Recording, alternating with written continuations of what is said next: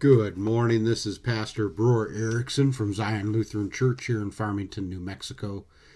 And this is Promissio, a pilgrimage of faith. Our devotion this morning is for the Monday after the second Sunday after Easter. And our text is John chapter 10, verses 17 through 29. For this reason the Father loves me, because I lay down my life, that I may take it up again. No one takes it from me, but I lay it down of my own accord.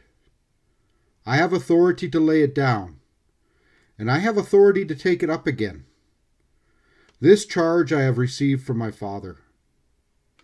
There was again a division among the Jews because of these words, and many of them said, "He has a demon and is insane. Why listen to him?"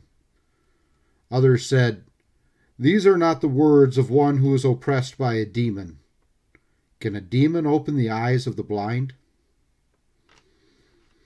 At that time, the Feast of Dedication took place at Jerusalem. It was winter, and Jesus was walking in the temple in the colonnade of Solomon. So the Jews gathered around him and said to him, "How long will you keep us in suspense? If you are the Christ, tell us plainly." Jesus answered them, "I told you, and you do not believe. The works that I do in my Father's name bear witness about me, but you do not believe because you are not part of my flock. My sheep hear my voice, and I know them, and they follow me. I give them eternal life, and they will never perish, and no one will snatch them out of my hand. My Father, who has given them to me, is greater than all, and no one is able to snatch them out of the Father's hand." This is the gospel of the Lord. I told you, and you do not believe. John chapter 10, verse 25.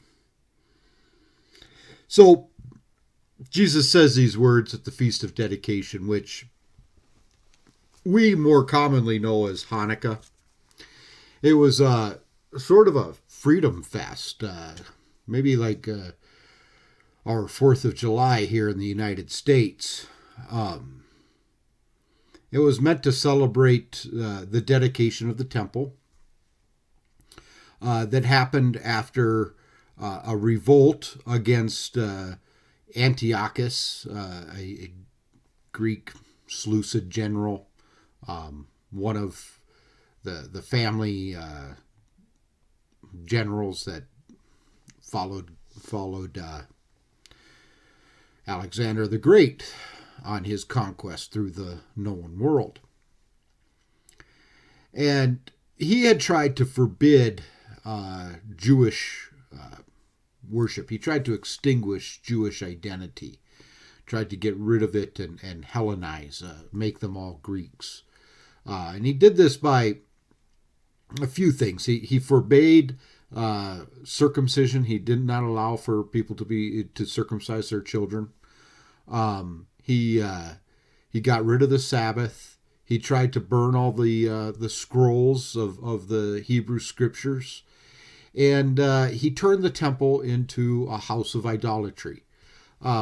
Judas Maccabeus, the great Maccabean revolt leader, he had a successful rebellion. Against all odds, he was successful. They purified the temple, and they were able to rededicate it to Jewish worship. And they worshiped there. And so this was a celebration, and that had happened about 200 years before Jesus is on the scene here. Now, during this time, Jesus is going to the temple, and he goes to the colonnade of Solomon, which was it had pillars and whatnot holding up. Maybe we would call it a logia or whatever, a loggia. And it was on the east wall of the temple towards the Mount of Olives, and so it offered a break against the wind that would sweep through the temple area. And the people gathered around him, and he says these words to them. They want to know if he is the Messiah, and he says, I have told you, and you do not believe. And he says, my works and my words bear witness about me. And we see this, just in these previous verses that I read before. They're all, some are saying he's got a demon, and others are like, are you nuts? Do you hear possessed people speak like this man does? Have you ever been around somebody that was insane? These are sort of false dichotomies that we have. But Jesus is claiming to be God. You only have a few choices in there. You got a liar, you got an insane person, or you got somebody that's telling the truth. Jesus shows himself to be true. He's not insane, so he doesn't lie. He's not a charlatan. So you have what you have. Now, for those who understand, this is enough. But many just refuse to believe. They won't have any of it. That's sort of a line. It goes right through people. Many just reject out of hand. They don't want to have anything to do with God. They don't want to have anything to do with Jesus. They find it abhorrent. And notice, all of these people are in the temple. They're very religious people. But they want something different. They want to fashion God in their own image, according to what they think God should be. They won't take God as how he is. So, then you have those that are drawn to him. And those are the ones who gather around him. They listen to his voice. They hear his voice and they listen to it.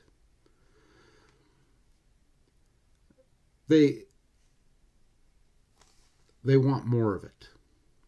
They can't get enough of it. They understand what it is that he is saying. And it's comforting to them.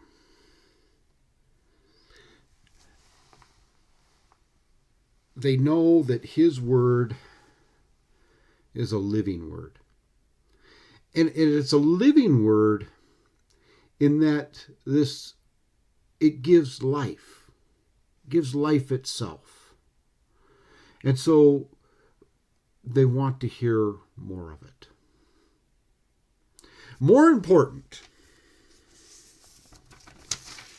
they are known by him.